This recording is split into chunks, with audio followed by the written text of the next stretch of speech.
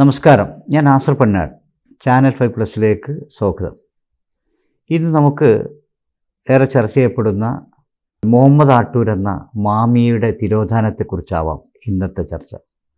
കോഴിക്കോട് ബാലുശ്ശേരി സ്വദേശിയും പ്രമുഖ real estate ബ്രോക്കറും ഡീലറുമായ Muhammad Attoor എന്ന മാമിയുടെ തിരോധാനത്തിന് ഒരു വർഷം കഴിഞ്ഞു.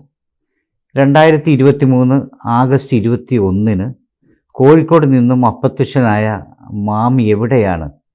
മാമി ജീവിച്ചിരിപ്പുണ്ടോ, അതോ ആരെങ്കിലും മാമിയെ അപായപ്പെടുത്തിയോ എന്ന ചോദ്യങ്ങൾക്കൊന്നും കൃത്യമായി മറുപടി പറയാൻ ഒരു വർഷമായി ഈ കേസ് അന്വേഷിക്കുന്ന അന്വേഷണ ഉദ്യോഗസ്ഥന്മാർക്ക് കഴിഞ്ഞിട്ടില്ല. അതിനിടെയാണ് പിണറായിയുടെ ആഭ്യന്തര വകുപ്പിൻ്റെ കത്തിയും കഴുത്തും സൂക്ഷിക്കുന്ന ADGP അജിത് കുമാറിൻ്റെ ക്രൂരതകളും മലപ്പുറം മുൻ SP സുജിത് ദാസിൻ്റെ സ്വർണം പൊട്ടിക്കലും ഇവരുടെ ഒത്താശയോടെ കേരളത്തിൽ നടന്ന കൊട്ടേഷൻ കൊലപാതകങ്ങളുടെയും ഞെട്ടിക്കുന്ന വിവരങ്ങൾ തെളിവ് സഹിതം CPMൻ്റെ തന്നെ നിലമ്പൂരിലെ MLA PV അൻവർ പുറത്തുവിട്ടത്. ആ കൂട്ടത്തിൽ മാമി എന്ന് പറയുന്ന റിയൽ എസ്റ്റേറ്റുകാരൻ കൊല്ലപ്പെട്ടതായി അൻവർ സൂചന നൽകി. ഇന്നലെ വരെ പോലീസ് അന്വേഷണത്തിൽ പ്രതീക്ഷ നഷ്ടപ്പെട്ടിരുന്ന മാമിയുടെ കുടുംബം PV അൻവറിൻ്റെ പ്രസ്താവനയോടെ വീണ്ടും സജീവമായി ഇടപെടുകയും മാമിയുടെ ഭാര്യ രുക്സാന CBI അന്വേഷണം ആവശ്യപ്പെട്ട് കോടതിയെ സമീപിക്കുകയും ചെയ്തിരിക്കുന്നു. ആട്ടൂർ മുഹമ്മദ് എന്ന് പറഞ്ഞാൽ ബാലുശ്ശേരിക്കാർക്ക് പുറത്ത് പലർക്കും അറിയണമെന്നില്ല. അവർക്കറിയുന്നത് കോഴിക്കോട്ടെ റിയൽ എസ്റ്റേറ്റ് കിങ് മാമിയാണ്. 2005, 2006 കാലഘട്ടത്തിലാണ് ഞാൻ മാമിയെ പരിചയപ്പെടുന്നത്. ഞാൻ അങ്ങേയറ്റം സ്നേഹിക്കുകയും ബഹുമാനിക്കുകയും ചെയ്തിരുന്ന JDT അസനാജിയുടെ കൂടെ അദ്ദേഹം പുതുതായി തുടങ്ങാൻ പദ്ധതിയിട്ടിരുന്ന ഡെൻ്റൽ മെഡിക്കൽ കോളേജിന് വേണ്ടി കോഴിക്കോട് പന്തീരങ്കാവിനടുത്ത ഒരു സ്ഥലം നോക്കാൻ വേണ്ടി പോയപ്പോൾ സ്ഥലം ഉടമയുടെ പ്രതിനിധിയായി വന്നതായിരുന്നു മാമി. മാമിയെക്കുറിച്ച് പറഞ്ഞു വന്നപ്പോൾ അറിയാതെ വന്നു പോയതാണ് അസനാജിയുടെ പേര്. ലോകം മുഴുവൻ അറിയപ്പെടുന്ന വ്യക്തിത്വത്തിനുടമയായിരുന്നു അസനാജി.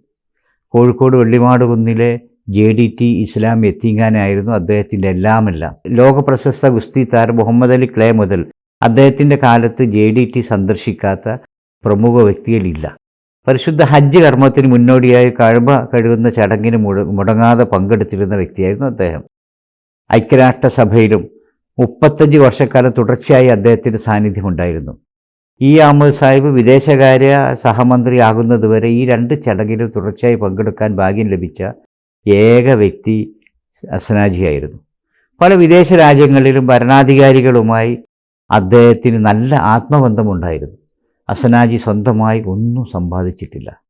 ചില മതപുരോഹിതന്മാരും നേതാക്കളും ഒക്കെ അവരുടെ മക്കളും മരുമക്കളുടെയും പേരക്കുട്ടികളുടെയും ഒക്കെ പേരിൽ സ്വന്തമായി കോടികൾ സമ്പാദിച്ച് ആദർശ പ്രചാരകർ എന്ന പേരിൽ വിദേശ നിർമ്മിത വാഹനങ്ങളിൽ വലസി നടക്കുമ്പോൾ അവർക്കിടയിൽ വേറിട്ട് നിന്നിരുന്നു തീർച്ചയായും അസനാജിയുടെ വ്യക്തിത്വം. ഇത്തരം വ്യക്തിബന്ധങ്ങളുണ്ടായിട്ടും അസനാജി മക്കൾക്കായിട്ട് കാര്യമായിട്ടൊന്നും ചെയ്തിട്ടില്ല. അദ്ദേഹത്തിൻ്റെ ഒരു മകൻ ഇന്നും ഒരു സ്വകാര്യ സ്ഥാപനത്തിൽ ജോലി ചെയ്ത് ഉപജീവനം മാർഗം കണ്ടെത്തുകയാണ്. അസനാജി JDTയുടെ ചെയർമാനായ കാലത്ത് പരസ്യ പിരിവുകളോ അവിടെയുള്ള വിദ്യാഭ്യാസ സ്ഥാപനത്തിന് നിയമനത്തിന് കോഴ വാങ്ങുകയോ ചെയ്തിട്ടുണ്ടായിരുന്നില്ല. മലബാറിലെ പാവങ്ങളുടെ സൂപ്പർ സ്പെഷ്യാലിറ്റി ആശുപത്രിയായ ഇക്ര ഹോസ്പിറ്റലിൻ്റെ തുടക്കം കുറിച്ചതും അസനാജിയാണ്. ചില സ്വാർത്ഥ താല്പര്യക്കാർ അദ്ദേഹത്തെ അഴിമതിക്കാരനായിട്ടും ഏകാധിപതിയായും ഒക്കെ ചിത്രീകരിച്ച് പത്രമാധ്യമങ്ങളിൽ തുടർച്ചയായി ലേഖനങ്ങൾ പ്രസിദ്ധീകരിച്ചു. ആ സമയത്ത് ഞാൻ നടത്തിയിരുന്ന മലപ്പുറം വിശേഷം ടാബ്ലോയിഡ് മാഗസിനിൽ വല്ലാതെ കളിച്ചാൽ നിന്നെ JDT ചേർക്കുമെന്ന തലക്കെട്ടിൽ ഞാനൊരു ലേഖനം പ്രസിദ്ധീകരിച്ചു. എൻ്റെ കൂടെ സ്കൂളിൽ 1-2 ക്ലാസ്സുകളിലൊക്കെ പഠിച്ച പരമ പോക്കിരികളായിരുന്ന ചില കുട്ടികൾ JDTയിൽ ചേർന്ന് തുടർന്ന് പഠിക്കുകയും അതിനുശേഷം അവരുടെ ജീവിത നിലവാരത്തിലുണ്ടായ മാറ്റവും അവരുടെ കാഴ്ചപ്പാടിലും പെരുമാറ്റത്തിലുമൊക്കെ ഉണ്ടായ വളർച്ചയൊക്കെ നേരിട്ട് കണ്ട അനുഭവം ഞാൻ ഈ ലേഖനത്തിൽ പങ്കുവച്ചു. അന്ന് അദ്ദേഹം എന്നെ കാണാൻ താല്പര്യമുണ്ടെന്ന് അറിയിച്ചത് പ്രകാരം ഞങ്ങൾ നേരിൽ പരിചയപ്പെട്ടു. അതിനുശേഷം ഞങ്ങൾ വല്ലാത്തൊരാത്മബന്ധം ഞങ്ങൾ തമ്മിൽ നിലനിന്നു. ഞാൻ ദുബായിലുണ്ടായിരുന്ന സമയത്ത് അദ്ദേഹത്തിൻ്റെ മകനും മകളുമൊക്കെ ദുബായിലുണ്ടായിരുന്നെങ്കിലും അദ്ദേഹം കൂടുതൽ സമയം ചെലവഴിച്ചിരുന്നത് എൻ്റെ കൂടെയായിരുന്നു. യാത്രക്കിടയിൽ ഒരു ചെറിയ കുട്ടിയെപ്പോലെ അദ്ദേഹത്തിൻ്റെ അനുഭവങ്ങൾ അദ്ദേഹം എന്നോട് പങ്കുവെക്കും. അതുപോലെ തന്നെ മരിക്കുന്നത് വരെ അദ്ദേഹം എല്ലാ ദിവസവും രാവിലെ സുബഹി നമസ്കരിച്ചുകൊണ്ട് ഒരു പ്രാർത്ഥനയുണ്ട് അദ്ദേഹത്തിന് വേണ്ടപ്പെട്ട ആളുകളുടെ ഒക്കെ പേരെടുത്ത് അദ്ദേഹം പ്രത്യേകം പേരെടുത്ത് പ്രാർത്ഥിക്കുമായിരുന്നു.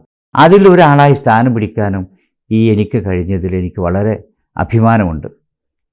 അദ്ദേഹം വളരെ താല്പര്യമെടുത്ത് ആരംഭിച്ച ഒരു ഡെൻ്റൽ കോളേജ്, അത് ചില കളികൾ കാരണം അദ്ദേഹത്തിന് നഷ്ടമായപ്പോൾ മലബാറിൽ മറ്റൊരു ഡെൻ്റൽ കോളേജ് തുടങ്ങാനുള്ള ശ്രമം പൂർത്തീകരിക്കുന്നതിന് മുമ്പാണ് കൊടുങ്ങല്ലൂർ ചാവക്കാട് റോഡിൽ വെച്ച് ഒരു കാർ ആക്സിഡൻറ്റിൽ അദ്ദേഹം മരണപ്പെടുന്നത്.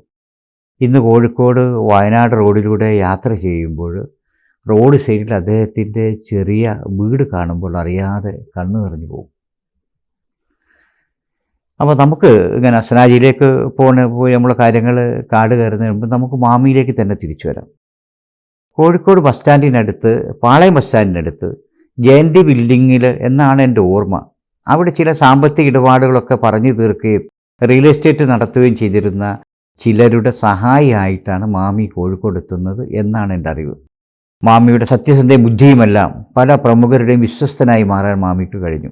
കോഴിക്കോട്, മലപ്പുറം, കണ്ണൂർ ജില്ലകളിലെ പല പ്രമുഖരും മാമി ഉണ്ടെങ്കിൽ മാത്രമേ ഡീൽ നടത്തൂ എന്ന അവസ്ഥയിലെത്തി. സാധാരണ റിയൽ എസ്റ്റേറ്റ് ബ്രോക്കർമാരുടെ ഇടയിലുള്ള ഒരു പ്രയോഗമാണ് തലേക്കെട്ട്. ഭൂമിക്ക് ഒരു സംഖ്യ പറഞ്ഞുറപ്പിച്ച് വാങ്ങിക്കുന്ന ആളിൽ നിന്ന് അധിക സംഖ്യ ഈടാക്കുന്ന ഏർപ്പാടാണ് തലേക്കെട്ട്. മാമി അത്തരം ഇടപാടുകളെ ശക്തമായി എതിർത്തിരുന്നു എന്നാണ് എൻ്റെ അറിവ്. 2006 ഇന്ത്യക്കകത്തും വിദേശത്തും ബിസിനസ് സംരംഭമുള്ള ഒരു പ്രമുഖ വ്യക്തി കോഴിക്കോട് മിംസ് ഹോസ്പിറ്റലിന് സമീപം എനിക്ക് തോന്നുന്നു 4-5 ഏക്കർ ഭൂമി ഉണ്ടാവും. ഈ ഭൂമി വാങ്ങിയപ്പോൾ ആ പ്രമുഖ വ്യവസായിയുടെ വിശ്വസ്തൻ ആയ ആ ഇടനിലക്കാരൻ തന്നെ ഇതിൽ കോടികൾ തലേകെട്ട് നടത്തിയപ്പോൾ അതറിഞ്ഞ് രോക്ഷം പൂണ്ട മാമി അത് വിളിച്ചു പറയുകയൊക്കെ ചെയ്തത് എനിക്ക് ഓർമ്മയുണ്ട്. എറണാകുളം മുതൽ കാസർഗോഡ് വരെയും ഗൾഫ് രാജ്യങ്ങളിൽ മാമിക്ക് സ്വന്തമായി ബിസിനസ്സും സ്ഥലങ്ങളും സംരംഭങ്ങൾക്കും ഉണ്ടെന്നാണ് എൻ്റെ അറിവ്. ഞാൻ 3-4 വർഷമായി മാമിയെ നേരിൽ കണ്ടിട്ട് മാമിയുടെ സ്വഭാവം വെച്ച് നോക്കുകയാണെങ്കിൽ ഈ ഏരിയയിലെ പല ബിസിനസ് റിയൽ എസ്റ്റേറ്റ് ഭൂമികൾക്കും മാമി വൻ തുക ടോക്കൺ കൊടുത്തതും രജിസ്ട്രേഷൻ നടക്കാത്തതുമായ കച്ചവടങ്ങൾ ഉണ്ടാകാം. മാമിയുടെ സ്വന്തം പേരിലല്ലാതെ പല പ്രമുഖ വ്യക്തിയുടെയും വിശ്വസ്തൻ എന്ന നിലക്ക് അഡ്വാൻസ് കൊടുത്ത പ്രോപ്പർട്ടിയും ഉണ്ടാകാം. മാമിക്ക് എവിടെയൊക്കെ സ്വന്തമായി പ്രോപ്പർട്ടി ഉണ്ട്, ആർക്കൊക്കെ അഡ്വാൻസ് കൊടുത്തിട്ടുണ്ട് എന്ന് അല്പമെങ്കിലും അറിവുണ്ടാവുക അദ്ദേഹത്തിൻ്റെ ഡ്രൈവർക്ക് മാത്രമായിരിക്കും. മറ്റുള്ളവരോടോ കുടുംബങ്ങളോടൊന്നും തന്നെ മാമി ഇതൊന്നും പങ്കുവെക്കാറില്ല എന്നാണ് എൻ്റെ അറിവ്. ചില കച്ചവടത്തിന് ഡ്രൈവറെ മാറ്റി നിർത്തി മാമി ഒറ്റയ്ക്ക് പോകുന്നതായിട്ടും എനിക്കറിയാം. കോഴിക്കോട് മാമിയുടെ സൗഹൃദ വലയത്തിൽപ്പെട്ട റിയൽ എസ്റ്റേറ്റുകാരുടെ കയ്യിലും മാമിയുടെ പണമുണ്ടാകാം. എന്നാൽ മാമിയുടെ സഹോദരിയുടെയും ഭാര്യയുടെയും ഒക്കെ സംസാരത്തിൽ ഈ സുഹൃത്തുക്കളൊക്കെ കൈമലർത്തിയതായിട്ടാണ് അറിയാൻ കഴിഞ്ഞത്. എന്തെന്നാലും അതിനെക്കുറിച്ച് ഒരു വിശദമായ അന്വേഷണം ആവശ്യമാണ്. മാമിയുടെ തിരോധാനത്തോടൊപ്പം മാമിയുടെ സ്വത്തുക്കളും പണവും കണ്ടെത്താനുള്ള ശ്രമം കൂടി നടത്തണം. കോഴിക്കോട്ടെ പ്രമുഖ അത്തർ വ്യാപാരിയുടെ മകളാണ് മാമിയുടെ ആദ്യ ഭാര്യ. അവസാനം ഹൈദരാബാദിലൊരു വിവാഹം നടന്നതായും അറിയുന്നു.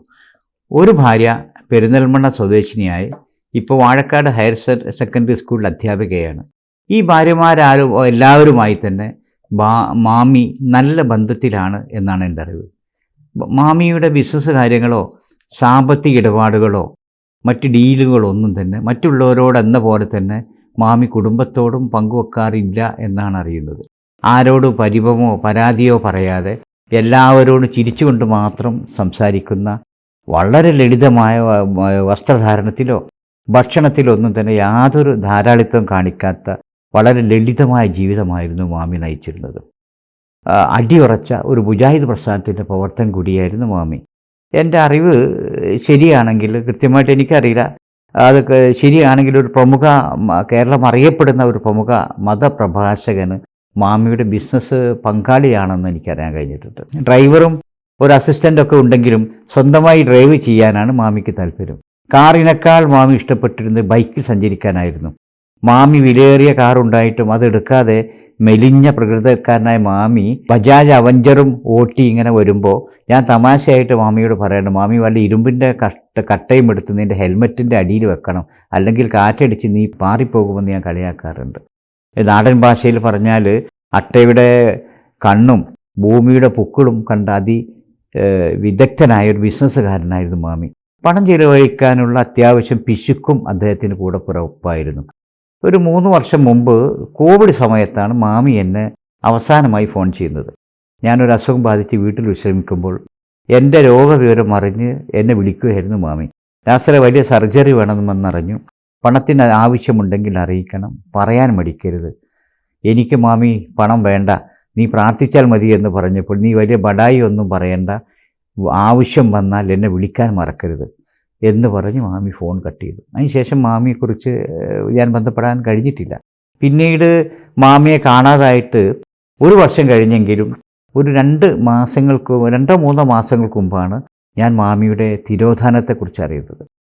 2023 ആഗസ്റ്റ് 21-ാം തീയതി മാമിയുടെ ഓഫീസ് സ്ഥിതി ചെയ്യുന്ന CD ടവറിൻ്റെ സൈഡിലുള്ള മുജാഹിദ് പള്ളിയിൽ മാമി മഗ്‌രിബ് നമസ്കാരത്തിന് പങ്കെടുത്തിട്ടുണ്ട് എന്ന് അവിടുത്തെ ഉത്തരേന്ത്യക്കാരനാണെന്ന് തോന്നുന്നു ഇമാം സാക്ഷ്യപ്പെടുത്തുന്നു. ബേബി ജംഗ്ഷനിൽ നിന്നും അല്പം മാറി ബേബി ഹോസ്പിറ്റലിൻ്റെ പുതുതായി നിർമ്മിച്ച ബിൽഡിങ്ങിൻ്റെ ഓപ്പോസിറ്റ് സൈഡിൽ ഈ പറയുന്ന പള്ളിയും ഓഫീസും, അപ്പുറത്തൊരു പെട്രോൾ പമ്പും ഇപ്പുറത്തൊരു വെജിറ്റേറിയൻ ഹോട്ടലും തുടങ്ങി ധാരാളം ബിസിനസ് സ്ഥാപനങ്ങളുള്ള വളരെ ജനത്തിരക്കേറിയ ഒരു സ്ഥലമാണ് ഈ മാമിയുടെ CD ടവർ.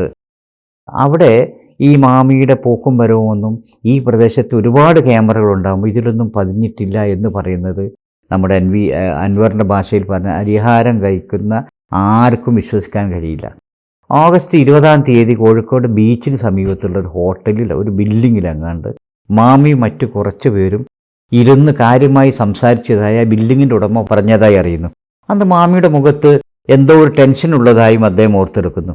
നിരവധി ക്യാമറകളുള്ള ആ ബിൽഡിങ്ങിൽ എല്ലാ ക്യാമറകളും ഒരേ സമയത്ത് കേടായി എന്നാണ് നടക്കാവ് പോലീസ് പറയുന്നത്. നമുക്കൊരു IT വിദഗ്ധനെ കൊണ്ടുവന്ന് ഫൂട്ടേജ് എടുക്കാമെന്ന് പറഞ്ഞ പോലീസ് പിന്നെ ആ വഴിക്ക് കണ്ടിട്ടില്ല എന്നാണ് മാമിയുടെ സഹോദരി പറഞ്ഞത്. 22-ാം തീയതി ഒരു ദിവസം മുഴുവൻ തലക്കടത്തൂരിലെ ഫോൺ ടവർ ലൊക്കേഷനിൽ മാമി ഉണ്ടായിരുന്നു എന്ന് പറയുന്നു. മാമിക്ക് എന്തിന് തലക്കളത്തൂരിൽ ഒരു ദിവസം തങ്ങി? എന്തുകൊണ്ട് അത്യാധുനിക സംവിധാനങ്ങളുള്ള ഈ കാലത്ത് ആ ടവർ ലൊക്കേഷൻ വെച്ച് മാമി താമസിച്ച കൃത്യമായ സ്ഥലം കണ്ടുപിടിക്കാൻ പോലീസിന് കഴിഞ്ഞില്ല? മാമി എന്തിന് തലക്കടത്തൂരിൽ വന്നു? തലക്കടത്തൂരിൽ മാമിക്ക് മറ്റെന്തെങ്കിലും ബന്ധമുള്ളതായി മാമിയുടെ അടുത്ത സുഹൃത്തുക്കൾക്കും ബന്ധുക്കൾക്കും ഒന്നും അറിയില്ല. കോഴിക്കോട് നടക്കാവിലുള്ള ഫ്ലാറ്റ് മുതൽ CD ടവറും തലക്കടത്തൂരിൽ എത്തുന്നത് വരെയുള്ള ഒരു CCTV ക്യാമറയിലും മുഖം പതിയാത്ത വല്ല ജിന്നിൻ്റെ സേവമുള്ള ആളാണോ മാമി? മാമി യാത്ര ചെയ്തത് സ്വന്തം കാറിലാണെങ്കിൽ ആ കാർ എവിടെ ഉപേക്ഷിച്ചു? അല്ലെങ്കിൽ മറ്റു വണ്ടിയിലാണെങ്കിൽ ഏത് വണ്ടിയിലാണ് മാമി പുറപ്പെട്ടത്? ഇത് പറയുമ്പോൾ നമുക്ക് ചേകനൂർ മൗലവിയെ കണ്ടെത്താൻ 10 വർഷത്തിലധികം CBI അന്വേഷിച്ച് പുളിക്കൽ, വാഴയൂർ, ആക്കോട് പഞ്ചായത്തുകളിലെ മലകളൊക്കെ JCB ഉപയോഗിച്ച് കിളച്ച് കൃഷിയോഗ്യമാക്കി കൊടുത്തതൊഴിച്ചാൽ ചേകനൂരിനെ ജീവനോടെ ജീവനില്ലാതെ കണ്ടെത്തുന്നവർക്ക് 3 ലക്ഷം ഇനാം എന്ന പോസ്റ്റർ ഒട്ടിച്ച് പ്രതികളെ കണ്ടെത്തിയാലും 10 വർഷക്കാലം അന്വേഷിച്ചിട്ടും ചേകനൂർ ജീവിച്ചിരിപ്പുണ്ടോ മരിച്ചോ എന്ന് വ്യക്തമല്ലാത്തത് കൊണ്ട് ആ പഴുതിൽ കൂടെ പ്രതികൾക്ക് രക്ഷപ്പെടാൻ സാഹചര്യം ഒരുക്കിയതുപോലെ എന്തോ എവിടെയോ ഒക്കെ ചില അക്ഷരപ്പിശകുകൾ നമുക്ക് തോന്നുന്നു. 6 മാസക്കാലം അന്വേഷിച്ചിട്ടും യാതൊരു വിവരവും കണ്ടെത്താൻ കഴിയാത്ത SIT ടീമിനെ ഞങ്ങൾക്ക് വിശ്വാസമില്ലെന്ന് മാമിയുടെ കുടുംബം DGPയെയും ADGPയെയും മുഖ്യമന്ത്രിയൊക്കെ അറിയിച്ചിട്ടും അതേ ടീമിനെ തന്നെ വീണ്ടും അന്വേഷണ ചുമതല ഏൽപ്പിച്ചത് എന്തിനാണ്?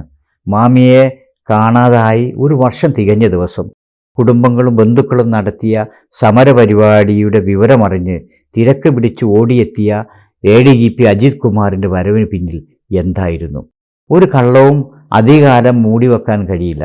എല്ലാ കള്ളങ്ങളും ഒരു കാലത്ത് പുറത്തു വരും.